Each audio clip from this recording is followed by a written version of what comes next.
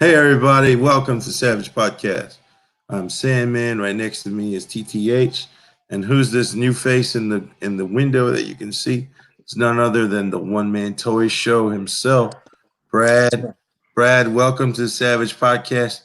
Thank you for accepting our role for you as a regular contributing guest host, and we are happy to have you as one of our peers here on YouTube.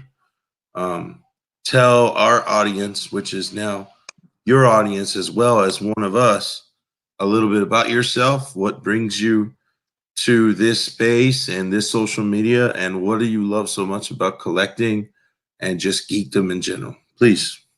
All right. Well, gosh, guys, thank you so much for having me. I really appreciate it. I've been listening to y'all's podcast for a while. Of course, I know you guys through the various toy collecting groups that we're a part of on social media and stuff.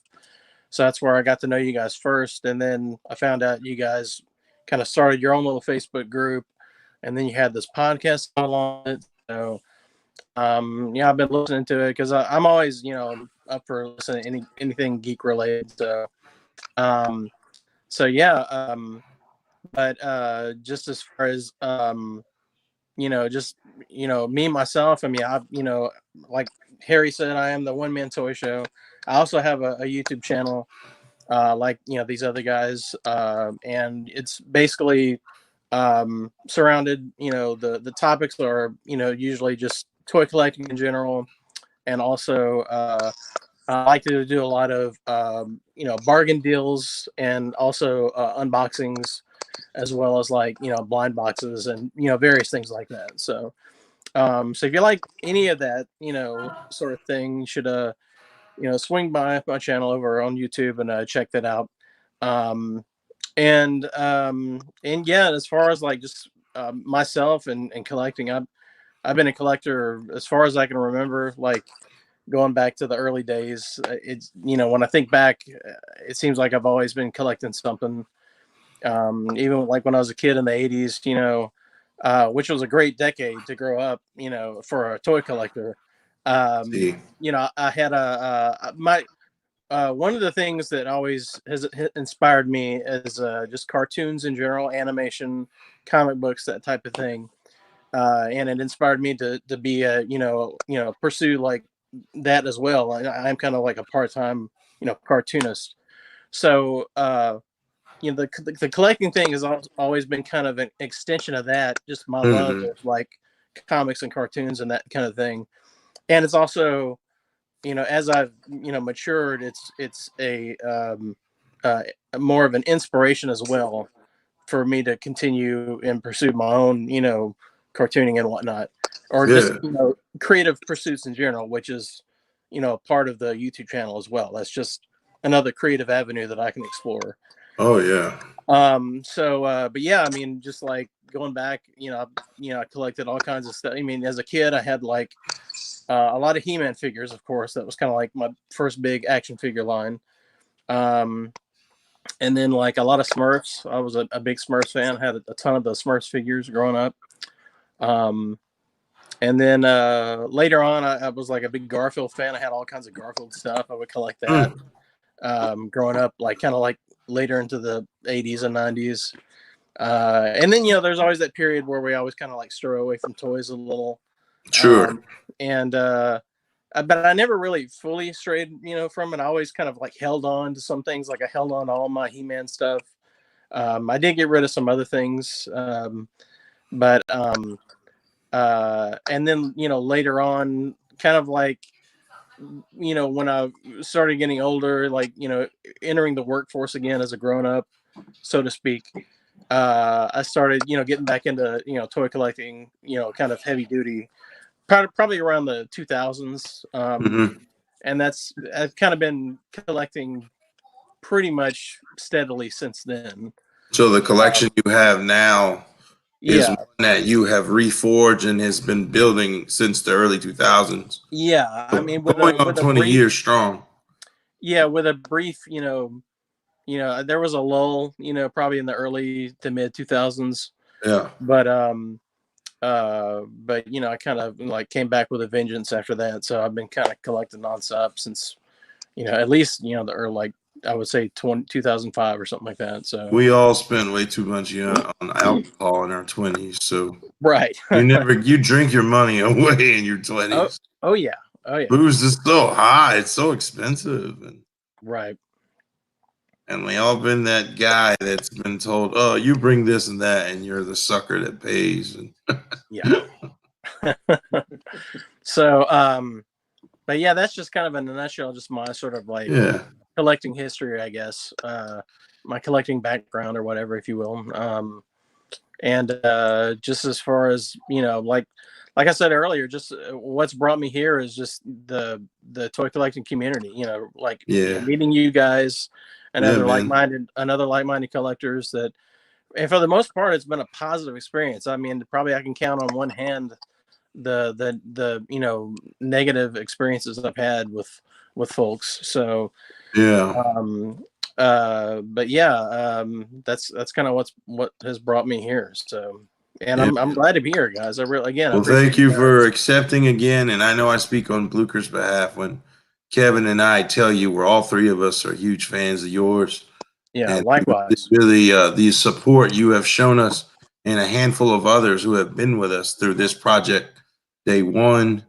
We couldn't be happier that you've accepted this, and we think you're going to fit in just fine. You have a lot to offer, and Right. especially in your field of expertise with animation, Yeah. the fact that that is part of your career Right. and the aesthetics of the graphics that you do Yeah. is something that even Kevin, who is a master of that himself, has said on numerous occasions. I mean, Brad's work is something to behold. I mean, it's I the appreciate guy that. is he's excellent at what he does. So very, very welcome. Big welcome to One Man Toy Show here in the Savage Podcast. On to today's podcast subject. We're gonna do more subject focused podcasts moving forward, and rather than having random ones where we're all kind of like guessing what to say next. So the subject of this podcast is the best and worst movies. These two gentlemen have lists for us. I've already stated my choices, and that video is in the previous videos with David. It's under Dave's Corner.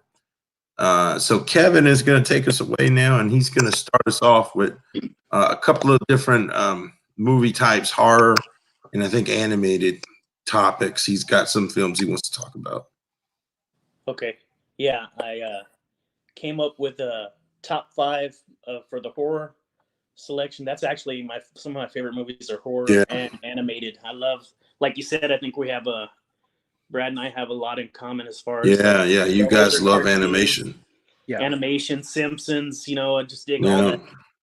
So I have a list, and it's as accurate as I can think of. I put some time into it, but I'm sure I've seen stuff that I've forgotten this year. Sure. But I'm going to go ahead with my top 5 horror movies. And these movies don't necessarily have to be like they came out, box office. They could be Hulu original, Netflix original. It might be straight to TV, But so the top 5 for horror. Let me make sure it's 5. Yeah. You starting from 5 and going up? Right. These are not going to be in any specific order, actually. Oh, okay.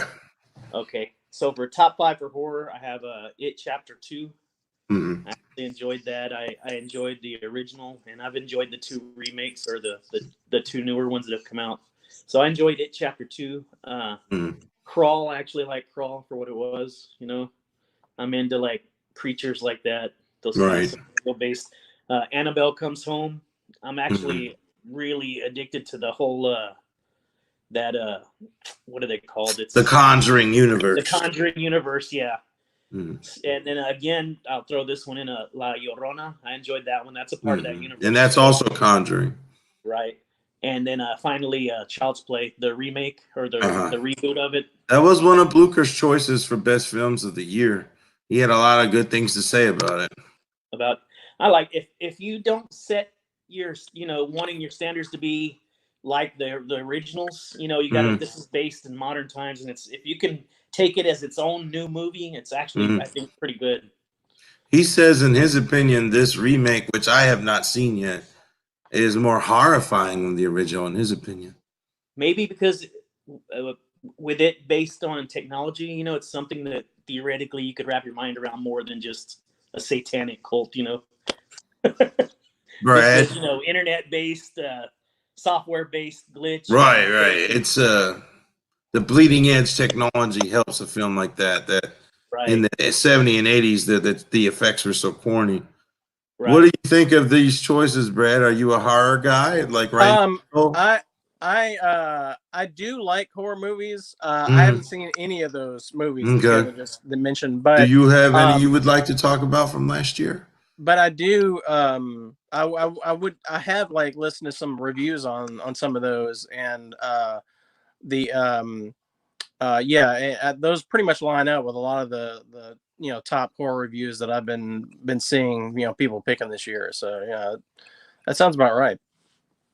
Okay.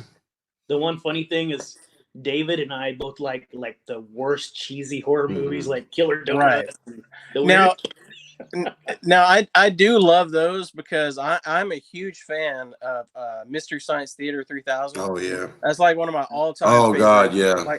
Like that show is probably, I always say that show is partially responsible for shaping my sense of humor, because Sure. I grew up like it's whenever I could watch that I would. Like I didn't always have cable, but I'd always It like had to find a be on a way. Like Friday or a Saturday because you would yeah, never get away watching that on a school night. I would like It came watch on it at a so friend's late. house. I would try to watch it at a friend's house, or circulate the tapes. That was a thing. They would Oh always say man. someone would give me some VHS. tapes of it, and I would watch it that way. Now I like own most of them on DVD. But I love that show. So I have an affinity to old cheesy movies because of that show. I mean, so When they and tried to reboot that on Netflix, it didn't do so hot, did it? yeah, it was really good. Like it lasted like 2 seasons. They did And then they cut two the seasons, and cord they on didn't it. renew it. But the show creator Joel Hodgson has said that he's looking for a new home for the show. Another So okay. I don't think he's going to give up. I think he's going to like try to move on and press forward with it. And that's kind of like keeping with the tradition of the show, because it's always hopped from network to network over the years. Yeah. So Comedy Central was my introduction to it. yeah, that's where I And I first saw started. so many movies that I would have never watched otherwise because of those three guys. Right. Yeah, that I love. Servo, Crow, and Yeah, I love the janitor was called yeah, they started out with Joel, and then later on they moved Joel. over with Mike. He took Yeah, over, Mike. and then I kind of like started regularly watching it when it moved over to the Sci-Fi Channel, and Mhm. that's when I really got into it. But I've loved all the iterations of it, even the newest one. I thought it was really fun. So I kind of hope that comes back in a big bad way, because but that ties in with what Kevin was saying with the cheesy movies, because I love those. So B horror movies. yeah, and I've done, I've been inspired by that show, and had what I've called like Heckle Fest with my friends. Like we'll get Yeah. together and like do that ourselves. So Yeah. and I'm sure Kevin, you'll probably like, you and your wife or whoever will crack jokes when you're watching those. It's just so easy to do. You know what I mean? It's such a funny show. Yeah. Go ahead, Kev. Okay, so I guess I'll move on to animated. Okay. This is going to be my top 5 animated. I actually pretty much like mostly everything I've seen this year, so it wasn't easy to actually pick 5. And if I were to populate this list again in a week, I'd probably change it. But for now, this is what I put together.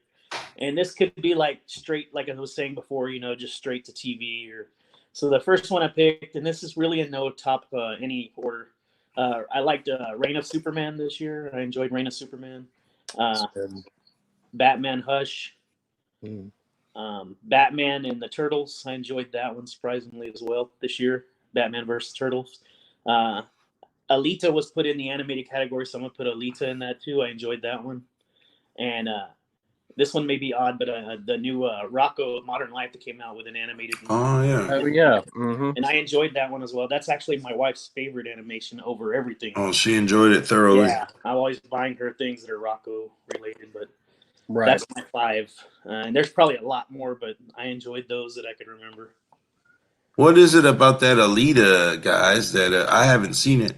There's like a massive cult following for that film. Yeah. Well, I mean, the original anime that they did. I mean, it's really popular. I mean, it's like one of those kind of classic ones that it was one of those like first ones that kind of like was translated, in America, like way probably like in the late 80s or something. And a lot of people watched that when it originally came out. I think I saw it on DVD when it was released on DVD. But and I was surprised how accurate the movie was, like, to that original anime. Like, I mean, it was there were a lot of beats, from that original, cartoon that were actually in the movie, because I remembered, like, oh, there's this and there's that. Um, like a lot of the characters like look similar, even, like I think the actor's name is Mahershala Ali, that played the one of the villains in the movie. He looks almost identical to that, the animated version, from the original. Of the character he's playing in the live action. And I thought Christoph Waltz looked. I mean, he was a pretty good representation of the Doctor character as well. So, and I mean, she looked great. I think with that movie, I really liked it a lot. But it didn't, like, crack my top 5 or really even my top 10. But the thing that I always say about that movie is that it looked like they put most of the budget in her, like when they were animating her, because the other characters, like the side characters, like the other cyborg characters, I guess, they look good, but they don't look as good as her. Like, they're not as polished. The animation it wasn't as, like, smooth and fluid. You know what I mean? So that was the one thing that I kind of noticed. But I mean, it is an amazing, because when you watch it, you feel like this is. I love it when these movies, especially sci-fi movies like that, give you like an environment that feels like lived in. Like, when you start watching it, you feel like, oh, this is like, this really exists. You know what I mean? Like, this universe really, it feels tangible. And I had that feeling watching this movie. So you had like a level of immersion with that world. Yeah, there's so much detail, like, in the environments and everything. It's really mind blowing when you really, like, sit there and, like, study it and look at it. So it sounds like I need to watch it. It sounds good. I would recommend it, Harry. I mean, I really enjoyed it. I mean, they did add some stuff to kind of pad it out, because that original movie is only like about I think it's like a 2-part series, which was only like about an hour or something like that. So they added a bunch of stuff in there to pad it out, but the stuff that they added wasn't terrible. You know what I mean? Like, I didn't mind it. So and it just gave it a lot more kind of, like, action and visual interest. So I mean, I would totally recommend it, man. It's a lot of fun. $1.80 Red Box. Can't beat it. Kev loves supporting the Red Box. He likes the physical copy rental. Yeah, I got my method here lately is, I used to go out and buy stuff when it come out, but I know it's so expensive, and I still do that sometimes for like the Marvel movies, maybe certain caliber movies, maybe sometimes a Pixar movie here and there or something like that. But now I'll just wait till Black Friday, and like this I don't buy many physical anymore, but when I do, it has to be a movie that means something to me. Yeah, like I think the last time I spent cash on a film was Wreck-It Ralph on 4K. I bought the second Wreck-It Ralph on 4K. Yeah. And then as soon as I did, it was available on Netflix. It was available on Disney Plus. Right. Like, I had all these other avenues to watch it, but kind of, and I don't even love the film as much as I love one. I love one. Yeah. I think Wreck-It Ralph 1, even though it's not based on an actual game, is the best video game movie of all time. Yeah, it's the essence of arcade and gaming, and the amount of guest characters from the gaming universe, especially in the arcade realms. Yeah, which is, I know, something Kevin holds near and dear in his heart, because he was in and out of arcades a lot as a kid. You didn't have many video games at home, did you? You had to play them when your mom was working at the arcade, right? Yeah, that was basically my babysitter, was an arcade room. And you said the owner would give you quarters. Yeah. He knew he was going to get his money back. So. Yeah, every time I visit, he gave Kevin a roll of $10 in quarters. he got his money back. Yeah. But yeah, that's how they babysit me. So. I think Wreck-It Ralph is the very best video game focused movie of all time. Yeah, I would agree with that. And it's not even based on a real game. It's the beauty of it.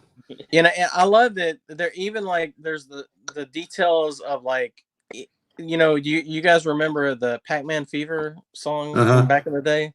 Yeah. That they actually got those guys To do sang that song to do the ending theme song in Wreck-It Ralph, like over the credits. They made like a novelty, you know, theme song for Wreck-It Ralph, like a song that would have been on that Pac-Man Fever album. Like it's I thought definitely that was a great. it's a love letter to 8-bit gaming. I thought that was a stroke of genius to do something like that. You know what I mean? To have so many, not only just like visual references in the movie, but just, you know, off the wall things like that, you know, to just because they didn't have to do that, but you know, they stuck that in there for people who would, you know what that is and get that reference. So I appreciate when, you know, these movie makers and creators go that extra mile and do fun stuff like that, you know. Absolutely. Yeah. That's a good one.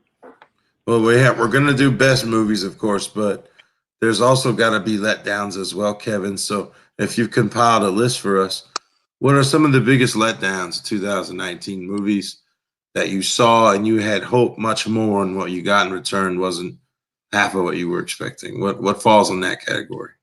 Okay, for my list, it may be people's actually enjoyed, and they're going to be provisionally my hate list until I watch them a second time. Yeah. I always say if it's you need to borderline for me, digest it a little I might bit need to more. watch it again, but I'll go ahead through the list. Okay, and these are every single movie I'm going to mention. I was actually excited to see Right. until it came out. I kind of felt let down, and that may be just initially I'm just upset because they let me down, but I'll go through it. And these are all big movies.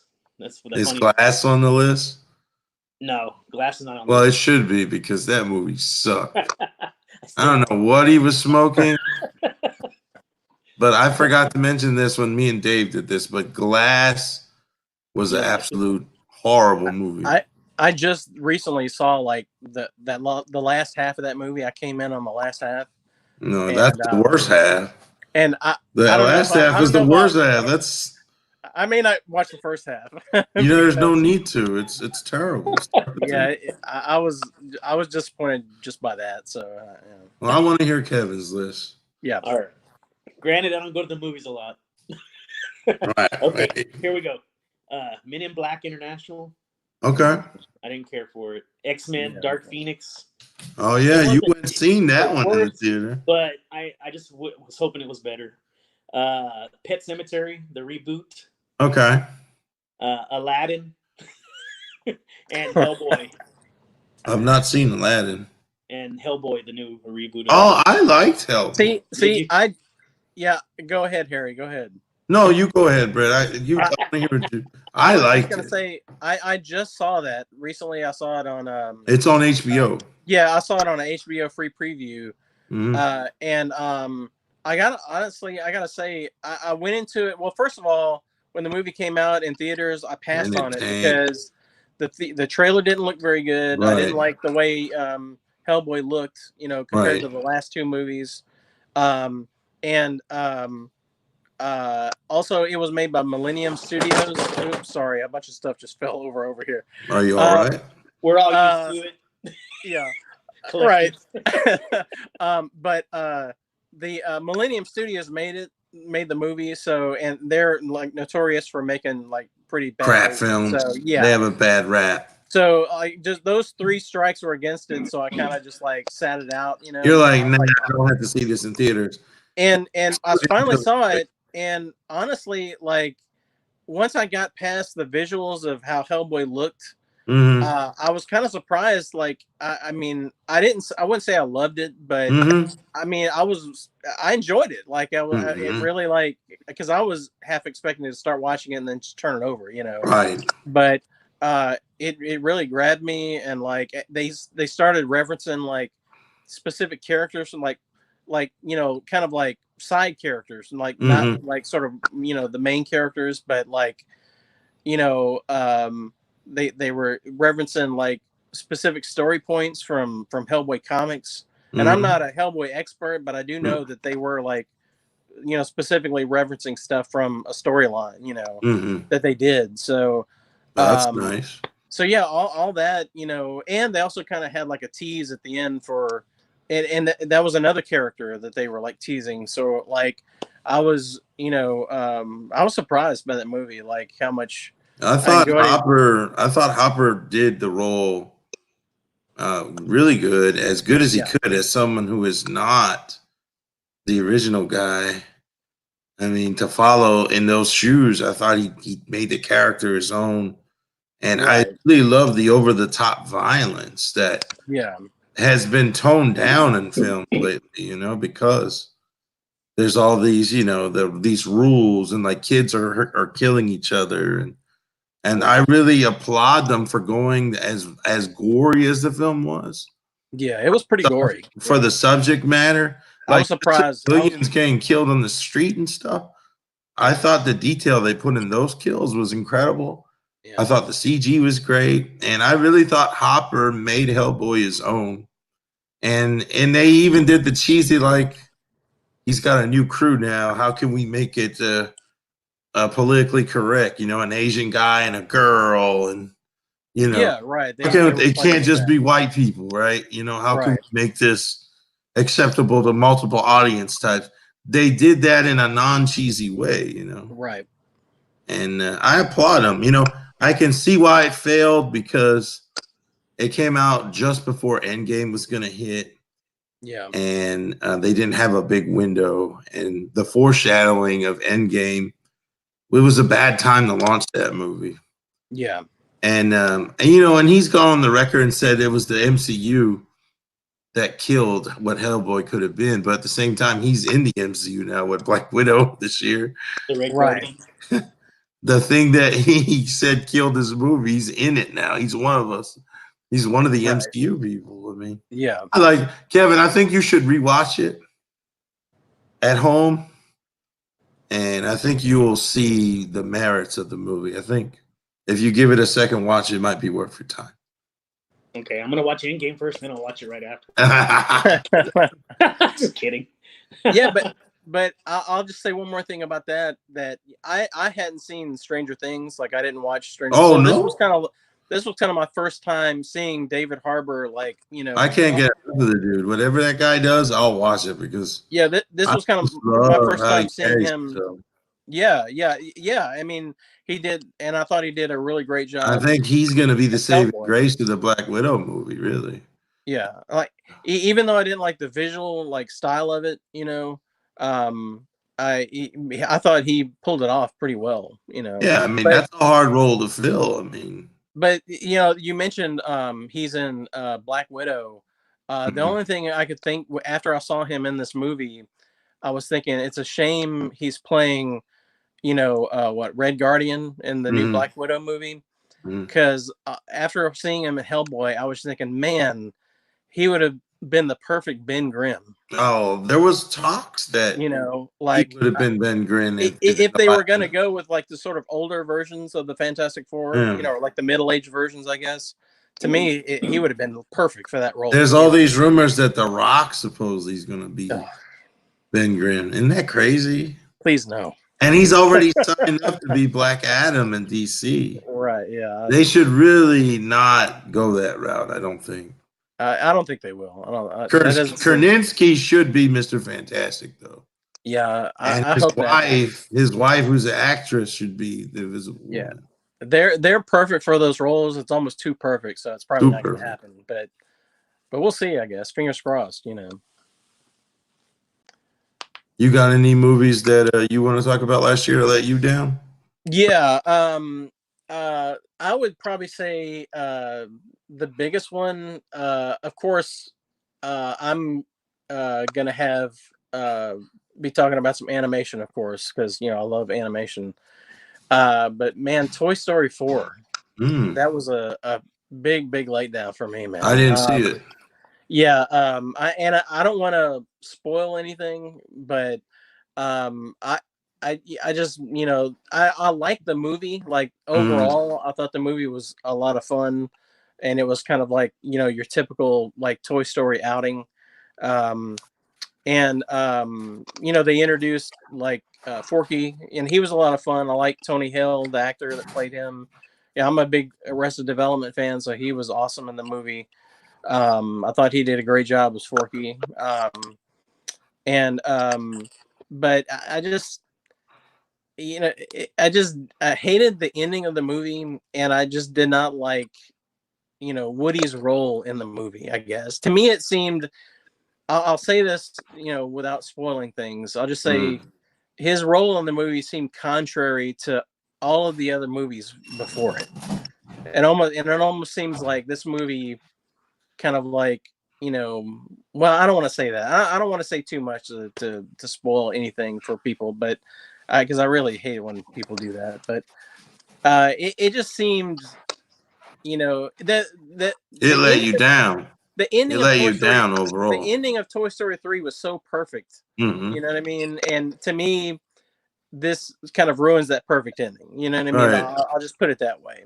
It's kind of odd that Pixar went and did a fourth one with the way Yeah. 3 ended. They They should've- have all these other ideas they want to make. Can't they just leave those 3 the way they were and move on? Yeah, they should have stopped at the third one. That was a money grab easily. Now, the only thing is, I hope that they'll do another one and sort of like, you know, continue the Fix story Woody. that they, Yeah, you know, Woody's mind right. yeah. I kind of hope that they would do that. Like in my, like in a perfect world, they would kind of like have a, I guess a perfect ending, you know, or at least a better one in my opinion. But a lot of people liked that movie though. A lot of people were a fan of Toy Story 4, so I think I'm in the minority on this one. But I don't know. It just seemed, you know, it just didn't seem to line up with all the other Toy Story movies in my opinion. So I don't know. Fair. But that, I mean, as far as like the rest of my stuff, I'm looking at my, I mean, I thought Shazam, you know, it was okay. Yeah. You know what I mean? But I really wasn't expecting it to be amazing, you know, or anything. But Shazam was good. Shazam was Kevin's still working on his list. I don't I'll do many favors for DC, but I thought Shazam was the pacing of the movie was good. Yeah. The character development was good. The cast, and it was a very fun to watch comic book film for sure. Yeah. I would say the only critique I would give it was, to me, the tone was off a little bit, because I felt like it didn't exactly know what it wanted to be, because like some scenes it was trying to be like a kid's comedy, and then another scene right then next it get dark. It would get real dark. and then it would shift into like almost like a horror. The traditional DC movies they take themselves way too seriously. Yeah, exactly. It would shift from like comedic tones to like very dark, serious stuff, you know. So that was kind of my biggest critique, was the tone was kind of all over the place, but you know, it was all right. You know, I had fun with it. It was okay. So why don't we move on to you guys' best movies? What do you think, TTH? I'm down. Okay. I want to go ahead and just discuss honorable mentions first before I get into absolutely the carne papas of my list. So honorable mentions, again, this may or may not be everybody's cup of tea, but honorable mentions, I'm going to mention Godzilla King of Monsters. Okay. I liked it. It's not top 5 worthy, but I did enjoy it. I plan on seeing it eventually. It was really good. $1.80 Redbox. Also, I'd like to give an honorable mention to Hellboy. Okay. I'm just kidding. You should. You should. The original, the first one. Sorry, no Hellboy. I loved it. Shazam. I did put Shazam on my honorable mention list. Okay. Good film. Don't blame you. Here we go. Polar. Polar. The Netflix exclusive. Oh yeah. I didn't see that, but I actually have it was wow. I have the graphic novel that's based on. It was like a Frank Miller. It felt like a Frank Miller graphic novel come to life. Yeah. The graphic novel has like a Sin City look to it. It's very gory and gritty, and the guy who was Jyn Erso's dad, he was in it. That guy, Yeah, he was the main character. That movie was gory. I forgot about that one, Kev. I'm gonna have to go back and put that on my queue. That's a must watch. I You think should you'll check like it out. I liked it. Yeah. It was out there. That's a must watch for us type. For us geek Yeah. type, you need to check it out. Yeah, I need to watch that one. They spent a pretty penny on that one. It was well done. Yeah. I enjoyed it. That villain. Oof. He's crazy. Yeah, man.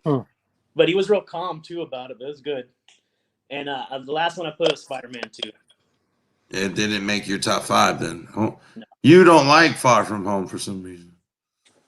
I enjoyed it, but it wasn't like You've only seen it the once though, you not twice. just the once. Yeah. I think I would have loved it if I don't know. Have y'all seen it? Yeah. I think if the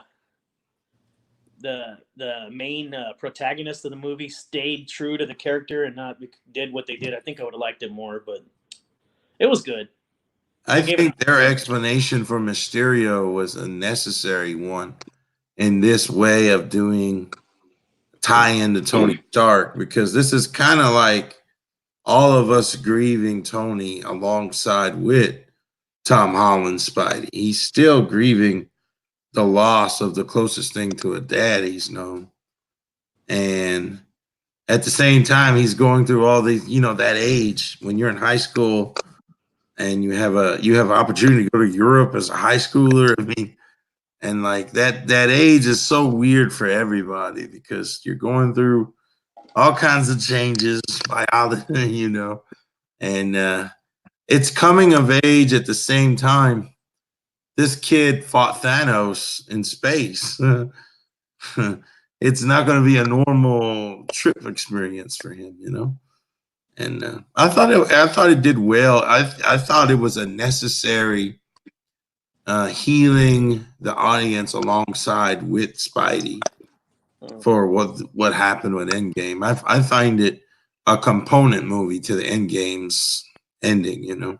I wanted the elementals to be real and Mysterio to be real, and yeah, I wanted some magic and some war. Yeah. That's what I wanted, and it turned out to be actors and all that. What's your thoughts on Far From Home, Brad?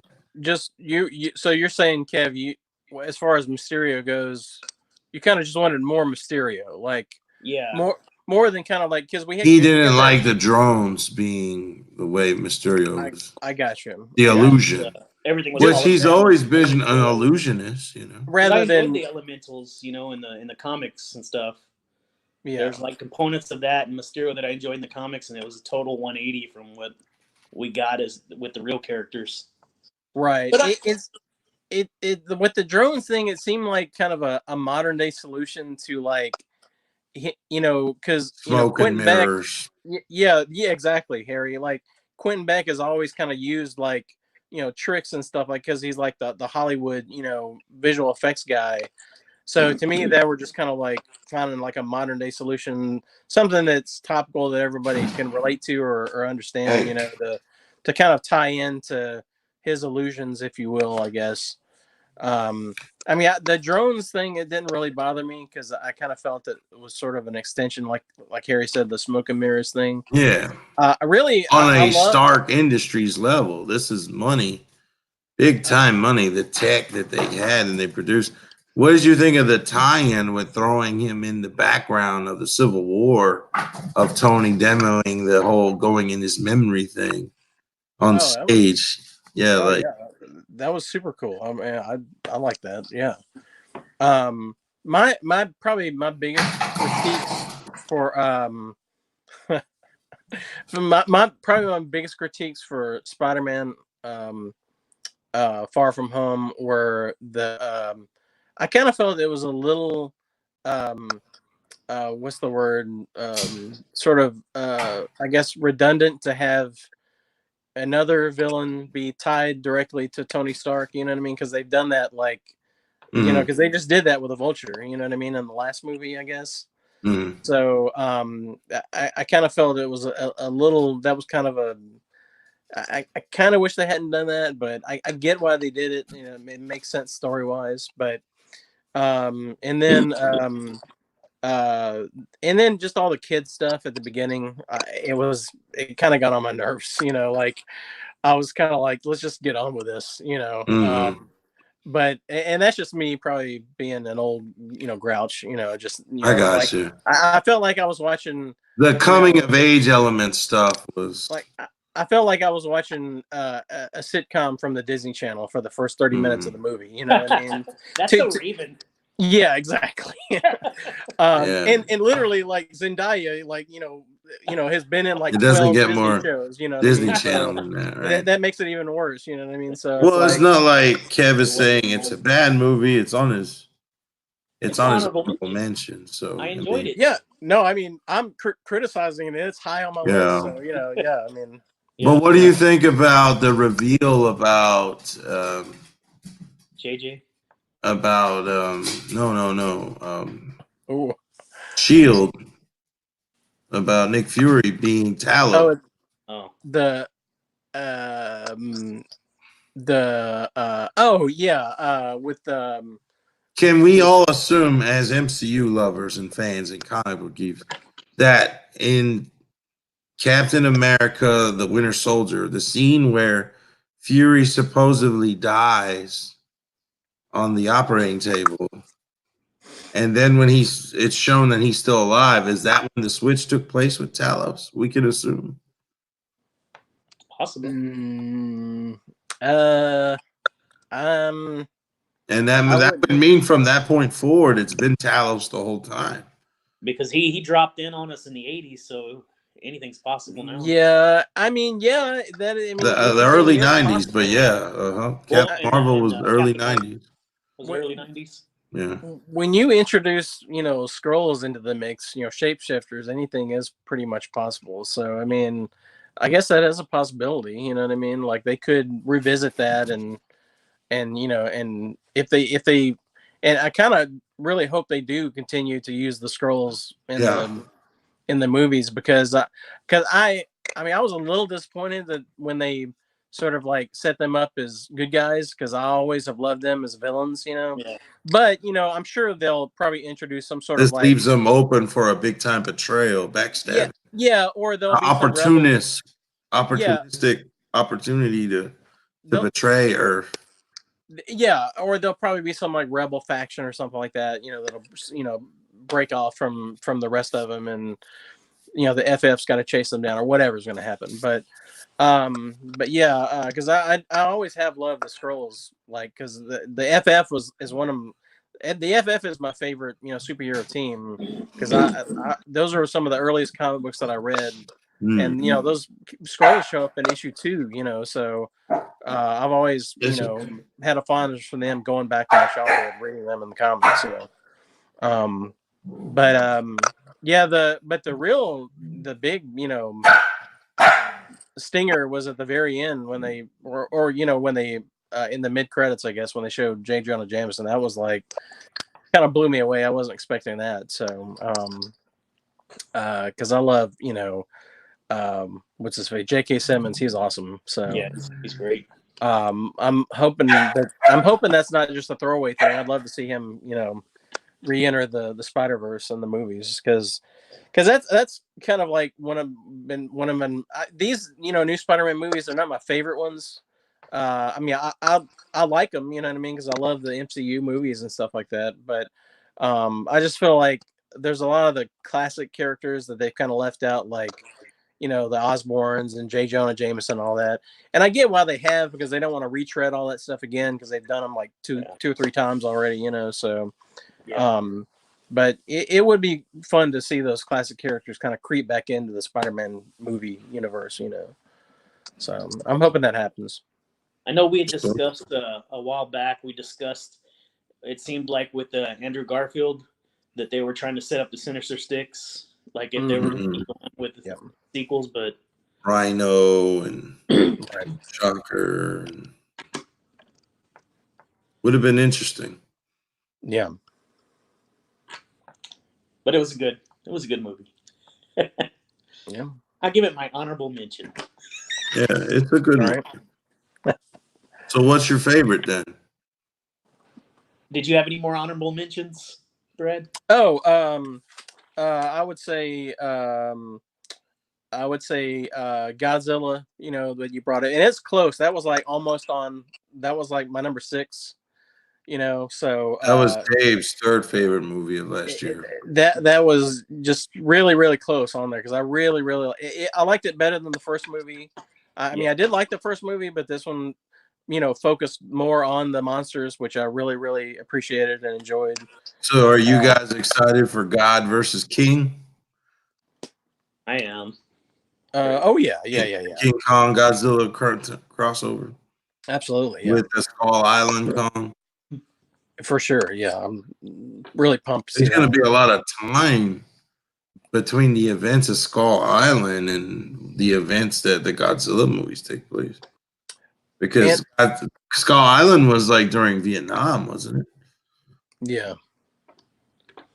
And earlier today, a friend of mine at the office was reading an article saying that I guess the toys are starting to leak out for that. Oh, Playmates got the license instead of Leonard. And there's rumors that, you know, there might be a Mecha Godzilla in the movie because they're I guess he's part of the toy line. It could be one of those things where they just threw it into the toy line. Yeah. It's not even related to the movie. But they just want to sell. They just want to sell more. It's just too early to tell. But there's some articles floating around out there talking about that already. So Booker was really devastated that Leonard didn't get that license. Right. That the toys would be made in the same scale as the Skull Island stuff. Right. But and then the other honorable mention I had was it was actually a Christmas movie. It was a Netflix animated movie called Claws. I don't know if you guys saw that or not. Yeah, I liked it. But it was really excellent. This was a movie that I've been kind of waiting on for a while because it's been in development for 2 years or something like that. And it finally was released. I enjoyed that one too. Yeah, it's really cool. The animation is phenomenal. It's really like animation like you've never seen before. Like not CGI. Yeah, it's like CG, but it looks like 2D animation. You know what I mean? Okay. Like, and it's not just like cell shaded or anything like that. It looks like you can see like pencil lines. It looks like it was hand drawn, but it's CG. Yeah, it's amazing. Cool. As far as the art direction on that movie, and the story was a lot of fun, especially at Christmas time. I highly recommend you checking that out. You know, at least next Christmas if you're ready for a good Christmas movie. It's really really good. I enjoyed that. Yeah, that was good. Especially when I first saw the poster kind of for it. Yeah, it kind of reminded me of it's not even the same artwork, but when you remember Rise of the Guardians? Yeah. Was it Rise of the Guardians? Now that was a movie I did not expect to like, and I ended up loving it. Yeah, I really love that movie. I had very low expectations. We were babysitting one time, and one of my wife's nieces, and we just put on any cartoon for the kid, and that was one of them. And I ended up getting so drawn into the story and the acting. They had a really good cast. I mean, Hugh Jackman, and then the guy from the Star Trek movies was the main guy, Chris Pine. Yeah, and that movie is actually based on a children's book, and that the author and artist of that book lives in Shreveport, and he lives in the same town that I'm in. So when they opened that movie in downtown, in our downtown district, they actually had a big art exhibit of all of the background artwork for the movie, or all of the development artwork for the movie, like the sketches and the background paintings and all that stuff. And it's set up in like kind of a museum. I wouldn't mind another one of those movies with that same cast, you know. Who can ever see something like that? That was a phenomenal cast. Like with a new threat challenging them on the holidays. They definitely could have followed that up with another one. It was really good movie. Well done. Yeah.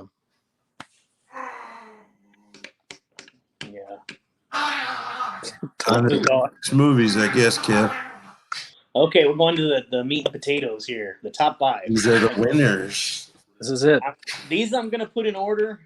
Okay. At the end, They're probably you're gonna question them. No, Number 5. disgusting. There's no questions. Disgusting. Okay, number 5 is gonna be a shocker, but Always Be My Maybe. What was it? Always Be My Maybe. Okay. It was a Netflix exclusive as well, with the guy from Just Off the Boat. It was a romance comedy. Do you remember that one? Is that the one where he saw goes and he has a time machine and he keeps going back? Yeah, I saw the trailer for that. yeah. It was surprisingly really good. Me and my wife both. It wasn't a bad movie. No, for Netflix. That's amazing. It's in your top 5 overall. Telling you, I don't know why are you. Well-made movie, though. I'll give it to you. I think that takes place in New Orleans. I'm pretty sure. I think so. Okay, number 4, Highwayman. Oh yeah, that makes top 5 as well. Highwayman with Kevin Costner and. Okay. Yeah, I didn't see The true story of I how didn't see that. 2 retired Texas Rangers took down Bonnie and Clyde. Right. And Kevin and Dave being from Texas, and you're close, Louisiana. They were in and out of Louisiana. Yeah. The same thing. Yeah. A lot of Louisiana cops as well. Yeah, we have Bonnie and Clyde trade days here, so we're familiar with it. Really good movie, worth watching. Watch it with your dad or your uncle or older males in your family. It's a good one to watch with the older generation because they'll say, "Oh, I remember when Coca-Colas came in those kind of bottles." Right. They'll say didn't they spend like the money that they made it seem like it was those years again. It was so believable. And screen it, like the way the little towns and the road and the vehicles, it's just everything about it. A lot of detail. It was very period accurate. That was on my top 5 as well. Yeah, I got to check that out. Okay, number 3 is going to be Rambo: Last Blood. I haven't seen it yet. Want to tell us a little bit why this one earned its spot that it did. Well, this is the last one. I don't know. They specifically made it to end the series, and I think they did good. There's touches, to finish it off. And I don't know. It was your typical Rambo, but like towards the end, I don't know if you remember the Rambo before this. They got a lot more story. This one too. This one was pretty gruesome.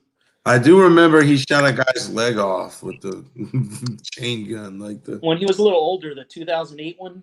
Yeah, it was a lot more gory than the one. I remember he was taking limbs off with that heavy gun he was using. I remember that. Well, this one was like he took more off. Like he actually pulled the beating heart out of someone's chest in this one. Oh my god! It was epic. Savage. Wow. But being a paramedic, I'm gonna say it was anatomically correct looking. You got the seal of approval right there. You weren't going to add Rambo to your watch. It was do it now. It sounds legit. It was a little Lincoln Hawk over the top in some areas, but I like the storyline. And you know what? What I also like is I'm tired of the good guy always winning, and like this one was a more realistic approach to dealing with what he was dealing with, which was the cartel and stuff. It wasn't like all happy unicorns and rainbows at the end. And that's a pretty bold direction for him to take this saga that has always dealt with problems well far away from the United States. I mean, other than the first one, obviously, because he was coming back from them and he had the problems he did. But the bad guys have always been in like remote locations.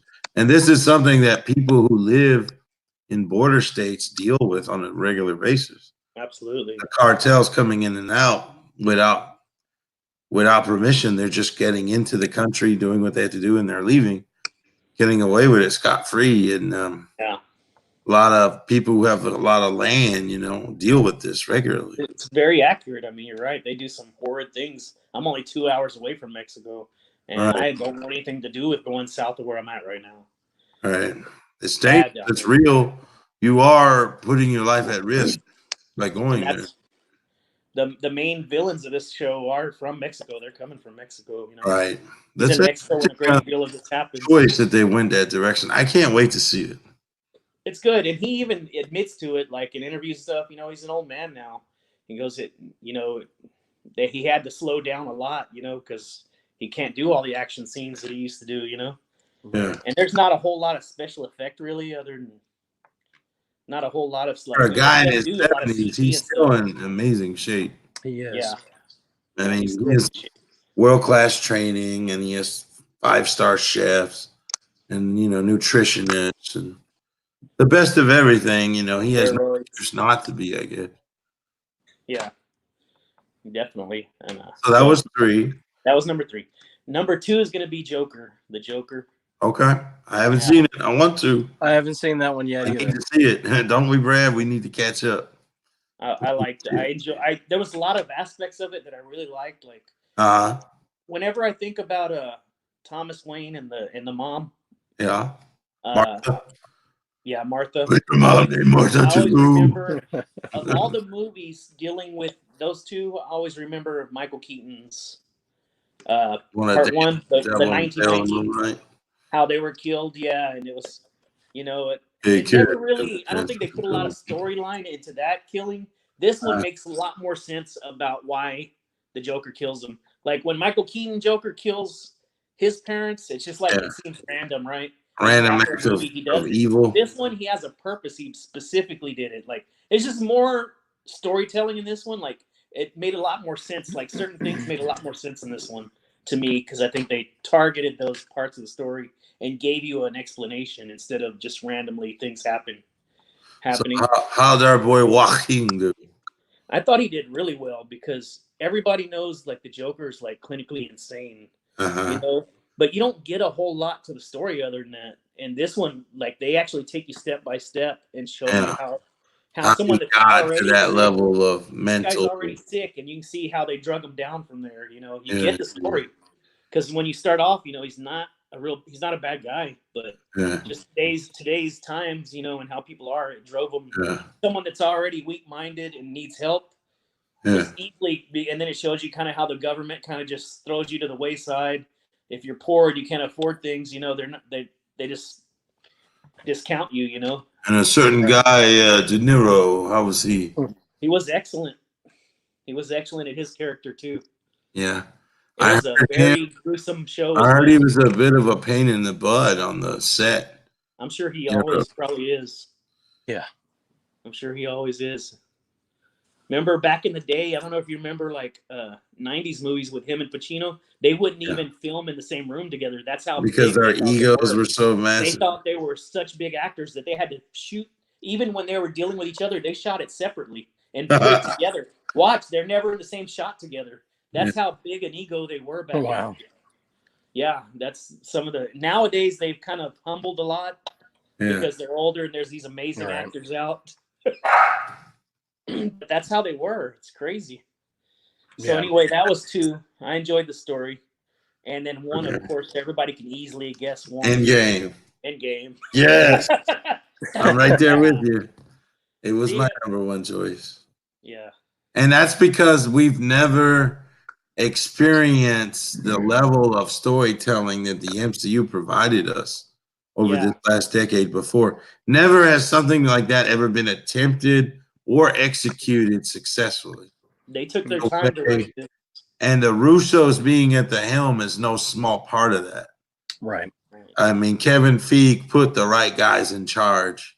Yeah. And then the actors all did what they were getting paid for. They portrayed those characters as comic book accurately as they could as human beings. And they delivered, I thought, phenomenally. And Endgame is such a contrast to Infinity War. Infinity War definitely has a lot more action to it, whereas Endgame is more the coming to terms with the events of Infinity War. And what are you going to do about it? And I thought it was, I don't blame you one bit. That's your number 1. It was my number 1 as well. I mean, it was an experience in the theater that you felt like you were watching some like history. Right. It was a moment we'll never forget when we first saw the conclusion. Yeah. So that's mine. That was a great list. It's a good one, Kev. It's a good Some one. were off, but I'm a little off, so they kind of went with me. I mean, I didn't see the always be my maybe, whatever. I had to throw it in there to throw you off. Hellboy. You know, I do like time travel movies, Kevin. So I mean, I probably still won't see you this get movie. more time travel than Endgame. I probably still won't see that movie though. I'm not gonna see that one though. I love all the references of Endgame to previous time travel movies. Yeah. Okay. The Yes. Brody, Back to the Future. with like Hot Tub Time Machine, Back to the Future. Yeah, All those references. And then he threw one in there that wasn't. Oh, wait a minute, not that one. Yeah, he's like Die Hard. No, that's not wait, Die Hard's not. And it's a heavy movie. Endgame is a heavy movie, but the comedy is so well placed and planned out that it helps the levity of it all, the magnitude. It lifts some of that off of you when you're viewing it for the first or second time. And it brings it down. The only blemish is going to be Rhodey, Iron Man 1. It's the only blemish, or it was perfectly done. That'd be funny if he came They back couldn't as keep the the same other actor. He left and came back as the other actor. Yeah, that's one of my biggest pet peeves. I let it slide because the whole 10 years was excellent. There is one goofy thing about Endgame. It's the fact that daggone rat turning off the van. If it hadn't been snooping around in that van, they would have never succeeded in doing what they Honourable is left up to a rat. the true hero.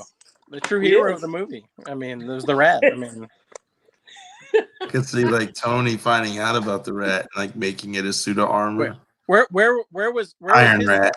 Where was the rat's credit at the end of the movie? You know, when they had the why wasn't he invited to the funeral? He saved the universe. when they had the cool signatures in the end credits, I wanted to see the rat. You know, the rat. You know, have his moment. You know, The magnitude of Endgame, though, it was definitely the record it broke. It definitely captured the year of 2019 in the big screen, and Star Wars didn't come close to touching the impact Endgame had on. And it was a lot of little things that make that happen. Because, like you said, you know, Russos were there from. Bless you to whoever you believe in. Hey, the Russos was there from beginning to end. You know, Star Wars had a lot of issues. You know, having to change out people, and it was a big mess that they had to try to put together at the end. So Marvel kept everybody. They had the same people running it. I mean, it was flawless. So it's true. They killed our Star Wars. I'm one of the huge Star Wars guys here too. Yeah. It didn't make any of my list. Yeah. I made 3 on mine, but I think that was out of mercy. It was under 10. I still enjoyed it. It's still there. I mean, I hate the fact that it wasn't better, you know, received and done better, but I didn't completely hate it. It's still I'd still watch it again. Yeah, I think if you see it the second time, you'll have a little more time to, like you said, it couldn't touch it. It's was just like well executed. Somebody that you just met is gonna make your favorite dish, and you eat it, and it's like it's not horrible, but it's not the way you're used to eating it. You know, it falls short of the normal place. You know what I mean? Yeah. That's how I would explain The Rise of Skywalker. In my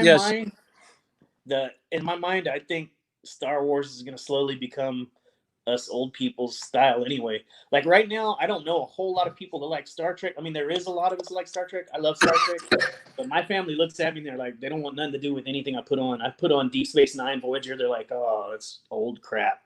I think Star Wars is slowly becoming that. It's an old person's game. They need to get youth into these. If we're going to get more trilogies in the future, we need to get younger people involved in Star Wars and not just us middle-aged guys. Yeah. Well, Brad, please let's hear your top 5, bud. All right. Okay. So, all right. Like I said, I almost had Godzilla at number 5, but it got edged out on the edge there. It got edged out because I had to have an animated movie on my top 5, and I really loved The Missing Link. I don't know if you guys saw that one or not. Is but that the that one was with Channing Tatum as the abominable snowman? that was no. Oh, then I didn't see it. It was basically like kind of like the story of the missing link, you know, the actual like kind of like Sasquatch type character, you know, that's kind of Man or something. yeah, that's kind of what the main character is portrayed as, and he was voiced by Zach Galifianakis. Oh, okay. And then the man that's hunting him, trying to track him down, is voiced by Hugh Jackman.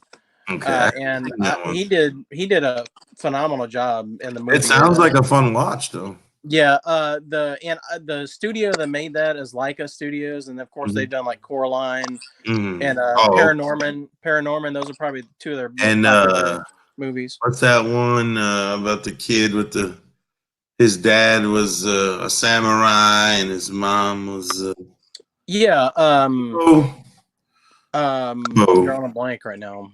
Yeah, I think that's the same studio, Kubo. Yeah, Kubo. Yeah, Kubo and the Two Strings. Yeah, that was phenomenal. That's probably like my favorite of their I think movies. that's the same studio for sure. Yeah, Leica Studios. Yeah, and it was just like when I was watching it in the movie, like I could tell like every shot in the movie, you know, looked like it just looked like a photograph. You know, everything was like beautifully composed. You know, there was no like. It wasn't just thrown together. I mean, they really put, you know, it's really a work of art when you look at it. I mean, even if you don't process in the presentation. I mean, I'm used to looking for that type of stuff, so I mean, I immediately as an animator yourself, sure. You know, but like even if you're just watching it to enjoy it, I mean, the story is a lot of fun, and all of those details, and you know, just you know, all of that. You know, the beauty of it's going to shine through. You know what I mean? You're going to enjoy it. You know, it's just a fun movie. You know, I highly recommend it if you haven't seen it. If you like Missing Link quality animation, I want to see it now, especially stop motion animation, highly recommend. Thanks to your recommendation, and I think Kevin and I definitely want to check it out. Okay, so number 4, unfortunately, sorry guys, but Star Wars. The Rise of Skywalker. It was on my list. I had to put it on. You don't have to apologize. I had to put it on the list because let's talk about what you loved about it. You know, here's the funny thing. Like, I was not looking forward to the movie. Like, I didn't hate The Last Jedi, but it didn't really like get me hyped up for this movie. And I was kind of like, it was so funny because I was talking with a buddy of mine at the office, and I was like, our level of excitement was like, I was down here, you know, and he was like up here. He was pumped to see it. And then we actually went to go see it. And when we walked out, like our like level of enthusiasm changed. Like I really enjoyed it. And then he, you know, just hated it completely. You know what I mean? Yeah. So I mean, I get, you know, why it's getting all the hate, you know what I'm saying? It definitely I feel like when I sit down and watch all 3 of them as a trilogy, it's gonna feel off. It's not gonna feel like there's no cadence. There is no cadence amongst the 3 of them. Yeah, it's not gonna feel like that sort of like unified, you know, trilogy, like you know the first 6, you know, but it was just like I just had this sort of like emotional reaction to the movie when I was watching it. Like I was like, it kind of like sunk in. Like, okay, this is sort of it, you know, for these characters. Like this is, you know, I'm not gonna really see them anymore, at least for a while. You know, not in these. Yeah. So and like at the end of the day, like I still like I want to see the movie again. So you know, if I have that feeling, then I did love it on some level, you know what I mean? So, yeah, I mean, and you know, I'm just in general, I'm a big Star Wars fan, so you know, I had to put it on the list. So. Yeah, I mean, the Force. Yeah. And then so number 3, I had Quentin Tarantino's Once Upon a Time in Hollywood. And I had to include that one because I'm a huge Tarantino fan. I love, you admire his style, his I love his his directing style. Like all of his movies have like a specific look and feel. When you go, it's almost like one thing they all have in common is the story takes precedence over everything. Right. He is very, very committed to letting you know you're in the beginning of a story, you're in the middle of the story, you're at the finality. Right. He is one of those old school that will remind you what part of the film you're in. Yeah, absolutely, Harry. I mean, and he another thing he does a great job of is building suspense. You know what I mean? Like, there's always like those sort of like, uncomfortable scenes when you're watching a Tarantino movie. Sure. And lots of times they have sort of like a slow burn or a build up to those scenes. And this movie was no exception. I mean, it was, and the cast was phenomenal. I mean, Leonardo DiCaprio, Brad Pitt, which normally I'm not a huge Brad Pitt fan, but he nailed it in this movie. I loved his That's what I character. heard. I was told that he really delivered in his role. Yeah, his character And was I would say he probably had significantly less lines than he normally does with this role too. yeah, and I guess the fact that they're playing like sort of aging, actors in Hollywood, it almost kind of felt like a little more honest roles for them to take because both of those actors are sort of aging, and getting older, so yeah, I mean, just it's really fantastic. I mean, I say Pitt's probably in his mid-50s. yeah, And he's got to be. DiCaprio is probably Kev's age, maybe mid-40s. Yeah, but Put Kev on blast right there. He's not going to say it. But how many Tarantino movies does this make for DiCaprio? He was in Django Unchained. Yeah. Is this just his second? I feel like he's been in another one besides. I don't think he was in Inglourious Bastards. No, but Pitt was. So this is Pitt's. Yeah. It's probably Pitt and DiCaprio's second Tarantino movie each. Yeah. With Sam Jackson has got the record, I'm sure, for being in more than. Oh yeah.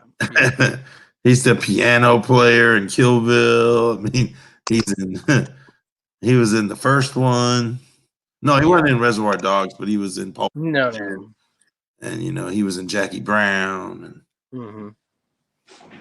You're right about his style, though. He's like similar to like if you watch Nightmare Before Christmas, or Corpse Bride, immediately who the director is. Yeah, just because they have their unique style. The same thing with Tarantino, you can almost just feel it. Even if his name wasn't on the beginning, you know it's a Tarantino movie.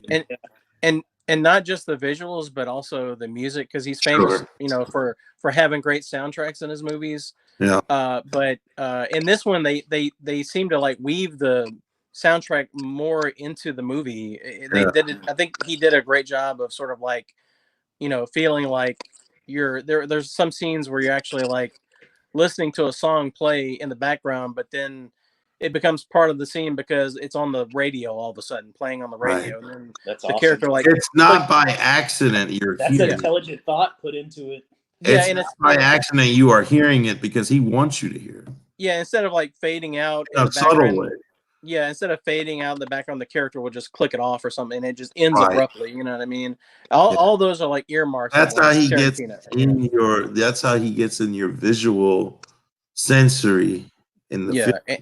Storytelling via film, and just sets the tone and the setting of the movie, and especially this being a period piece. That's really. I need to see it. I think Kevin and I need to see that movie. Highly recommend it. I highly recommend it. I mean, that would Redbox, my friend.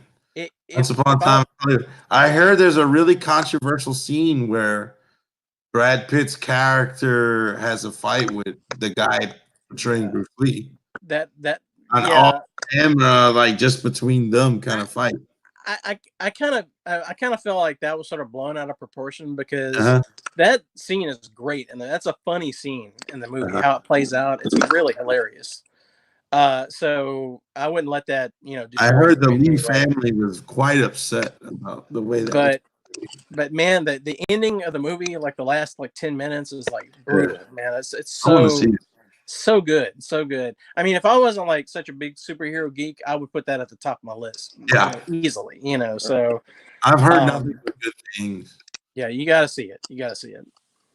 So, all right, going on. 3 or 2. Yeah, that was number 3. So moving on to number 2, I'm gonna, of course, go. I love Spider-Man, so I've got to go with Spider-Man. Also was my number 2 as well. Yeah, Spider-Man: Far From Home. And that's mostly just because I'm such a big Spider-Man fan. I'm kind of like giving it a pass, I guess, if you will.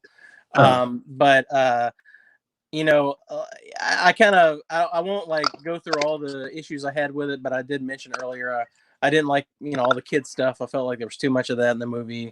Yeah. You know, I kind of felt they sort of retread a little bit with the whole the villain worked for Tony Stark, that kind of a thing.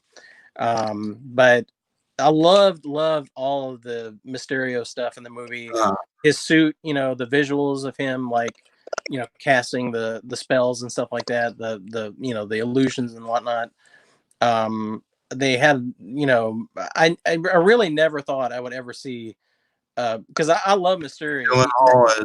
Next to, I would probably he's like way up there in the Spider-Man villains for me, like probably next to Green Goblin and Doc He Ock. represents a threat level of his intelligence and his craftiness and his conniving. I mean, that is, if you underestimate him, you're dead. And he tried to kill Peter multiple times in this movie. Yeah. But I think the real shining of this film is when Peter finally finds his self-confidence again. And he starts to think there's a reason Tony left these glasses to me. There's a reason that I have my abilities and these friends that are relying on me need me to come through for them. When he started to believe himself again towards the end and he found his confidence, I think that is the shining moment of that film.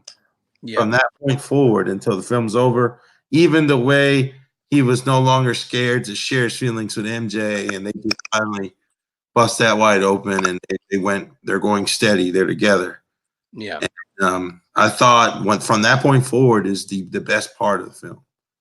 Yeah, it was a really good conclusion. Even him just piecing together his new suit moving forward while Happy's flying him to where that's when you knew that he was ready to combat this guy on his terms, and he was going to be the Peter Tingle was going to be full on alert. Peter Tingle was going to be on.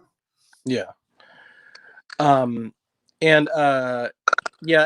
just to go back real quickly to Mysterio, like that villain has such a strong visual component with that big fishbowl helmet. Like I never really thought I would ever see that on the big screen. So as kids in the 90s watching it on Fox Kids, and here's the big fishbowl Mysterio cartoon. And I kind of felt like it legitimized Mysterio a little bit as a villain because he's always been kind of like looked upon as like a goofball villain, sort of. Just mainly because of that big fishbowl head. A lot of people don't like that, and I've always thought it was kind of goofy looking. But he's like I said, he's probably my top 3, Spider-Man villains. So, like I said, I kind of felt like it legitimized Mysterio a little bit more, just as far as like, within like our comic book community, I guess, so I liked that. I really enjoyed that. I did too as well. Also my second favorite film of last year. Yeah. So, and then number 1, I mean, we all know what that's going to be. It's going to be Endgame. Endgame train. Yeah. Yeah. They were all the same. And I mean, I can't really say anything that hasn't been said already, but like, I mean, just for me personally, like, I mean, as soon as they announced, that Thanos was going to be a villain in these movies. Yeah, like I had a vision in my head, like of all these characters, like on screen, like fighting at the same time, and like when I saw Avengers Assemble scene where he's putting the shield. Yeah, I mean that was like the portal starts coming. Yeah, I mean that was just you get the like, communication first on your left. Yeah, and you're all like, what was that? On your left, and then here come the portals. Right. Like talk about that moment in theaters when you first saw when Cat was getting ready to pretty much commit suicide and die in battle by himself. And the reinforcements come at the very last possible second, but they come in force. Yeah. And like It was Ant-Man's really already epic. giant man mode, and Yeah. and It was like, an epic scene. I was like, and I looked dude, over, and my wife was on her 13th restroom break, and I was like, man, this is good. no, she missed that part. It was Oh, like a 3-hour movie. oh, that part. You gotta hold it, man. You It gotta is hold like it. chills, man. Just freaking from the top of my head to the bottom of my feet. Just so chilling and so Oh yeah, the shock value of just how that got your back. I mean, Yeah. I kind of, and I said this to a buddy of mine, like right after we'd seen the movie, I kind of felt almost like vindicated as a comic book fan because me, especially me and my buddy that I was talking to, suffered through all those crappy movies like from in the 90s. Yeah. It really going back to the 70s. You know what I mean? Like the stuff I would watch in reruns and whatnot. Right. We suffered through so many crappy superhero movies and shows. I mean, there were some good ones, here and there, but to suffer this all of that junk and then finally to be like rewarded almost like with this epic conclusion to the saga was just like Tobey Maguire Spider-Man movies is when Hollywood really said, okay, when you spend the right amount on special effects, the superhero genre is profitable. right. From that point forward, this thing was set in motion. Yeah. And nobody saw Iron Man 1 as the initial domino falling into place to cause this ripple that is the MCU. Right. What it accomplished in this 10, almost 11-year span. Yeah. And the magnitude of that story. Yeah. And we saw some forward, foreshadowing in Age of Ultron. They give us, Wanda hits him with that, this is what's going to play out. You're going to lose. Right. The earth is going down. And you're the number one reason why you're not good enough to lead these guys. Or you and Cap are not going to be enough to stop what's coming. And that being in Tony's back of his mind, all these films later. Yeah. It's unprecedented. Nothing has been achieved like that in cinema ever before. And I don't think anything can ever replicate that again. Like, now that it's done. It's going to be tough for Marvel to top that. I mean, almost all they can do is continuously let Kevin Feige do his job and just keep delivering content on the level that they're doing, and they should be fine. I don't think it's running out. The revenue. No, I mean they know what they're doing, and I think that's probably why they're scaling back with something like Black Widow, pacing it, and then also like they're rolling out these TV shows, to give the watchers and the fans some distance between Endgame to what they're going to do next. Instead of like trying to roll out something equally as epic, they're kind of gonna give us some like smaller stories in between, I think. And then also, I think the smart thing would be for them to do is just pivot from Avengers over to FF. You know what I mean? Because because X-Men have to be introduced to me enhanced, as mutants. Because to me, rather than trying to force a new Avengers team down everyone's throats, it would be so much smarter to just introduce the FF, because the FF, it opens up so much potential for stories in the MCU. You've got, the two most obvious ones would be Doom and Galactus. I mean, those are like huge story points. There's already talks about Liam Neeson being the voice of Galactus. Really? Yeah, like how epic, awesome. How epic would that be? That would be good. Galactus has a particular set of skills. He's like, I'd like to eat your panda. I agree with you. Do you have any hot sauce? There was a lot of different characters and stories, but Avengers was the staple. I think we need a new team to be the staple of the next 10 years. Yeah. Like Galactus has to be what Thanos was for Wave 1. Yeah, because where do you go from Thanos? Given to us right off the bat. They got to slowly work up to it. They got to foreshadow him. Yeah.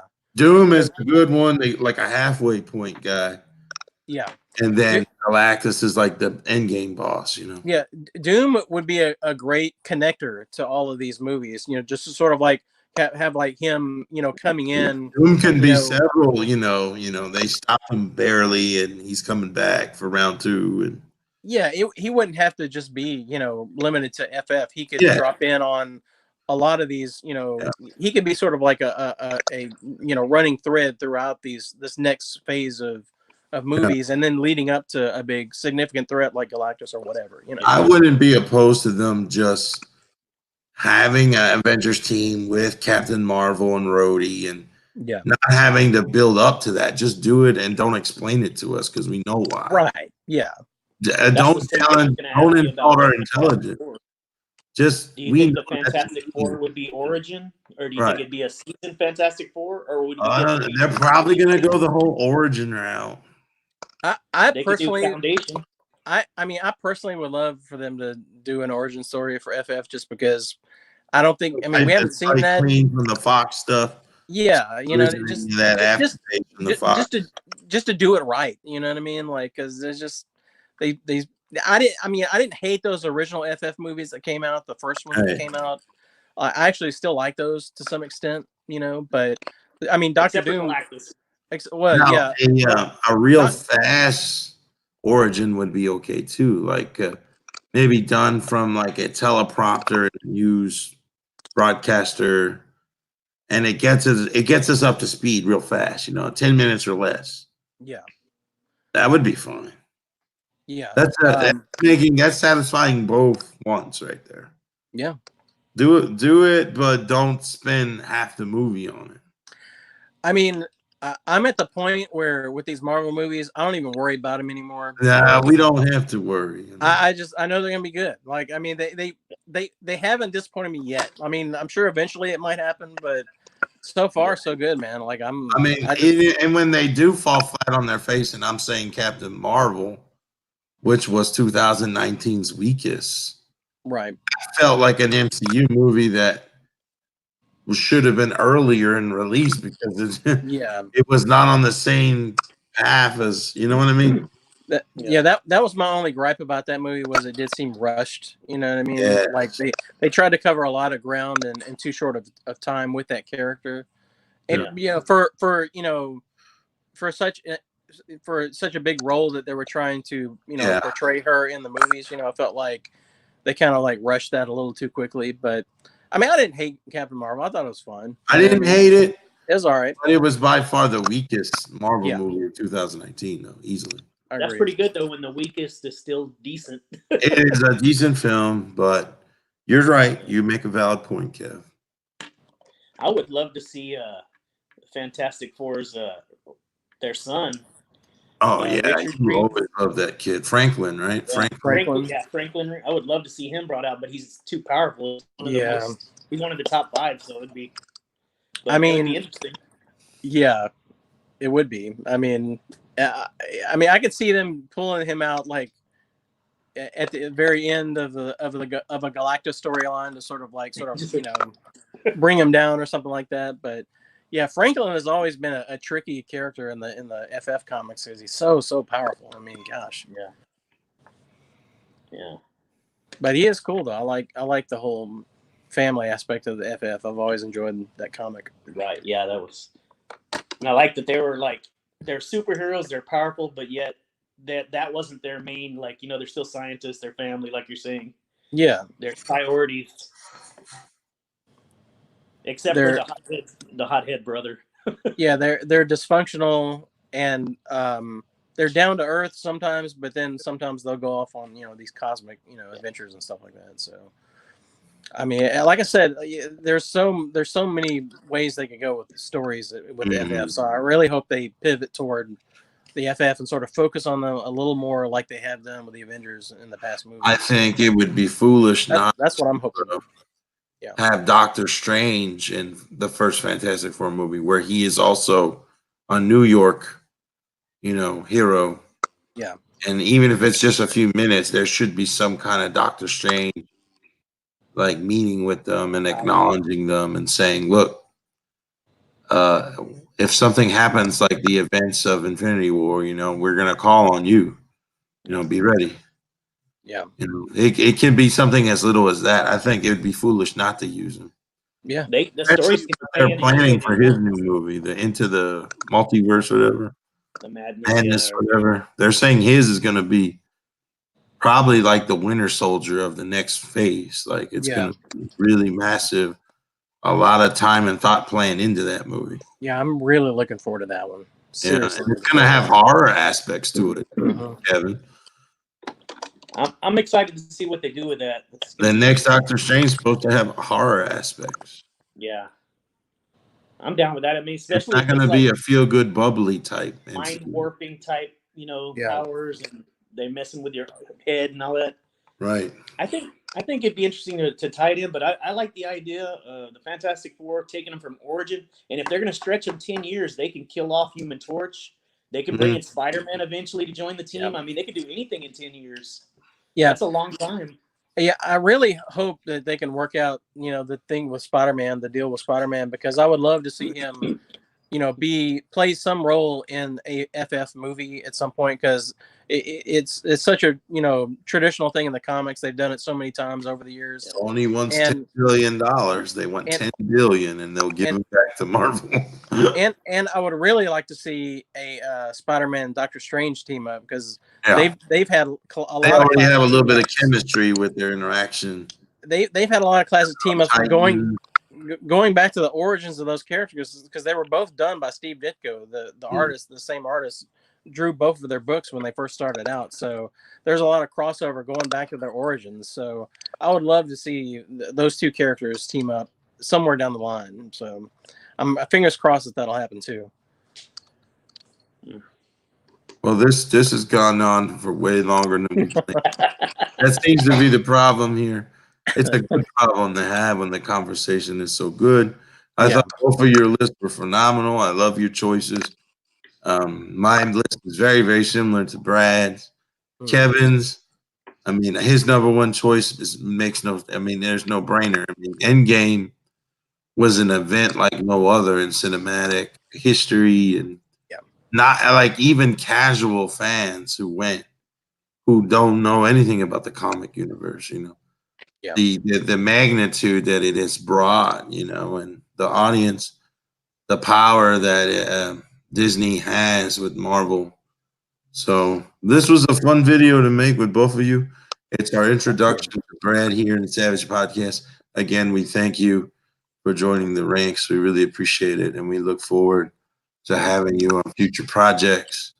Yeah, thanks for having me, guys. Appreciate it. Yeah, man, you're gonna fit in perfect, just like I said. And if you haven't seen the list with Dave and I, it's on the over uploads. Go see our choices. I've already blurred them all out. Yeah, it's a lot of fun. That's a good video. Let's like the video, comment below. We'd love to know what your favorite and least favorite movies. Does anybody agree with me about Glass being so horrible? I mean, what a terrible movie. It had such potential to be better. I mean, yeah. And Hellboy Glass should have got the treatment Hellboy got, in my opinion. We'll kill it there, though. Thank you, boys. Take it easy. We'll catch you guys on the next upload. This is Sandman, TTH, and the One Man Toy Show. Brad, we're signing out for tonight. Have a good one.